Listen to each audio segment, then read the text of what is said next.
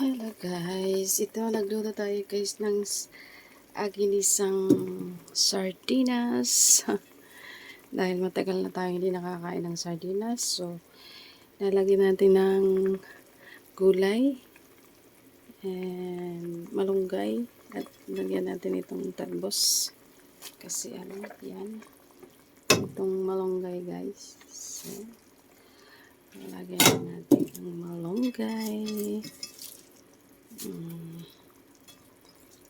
Malunggay lang katapat dyan. Diba? Yan.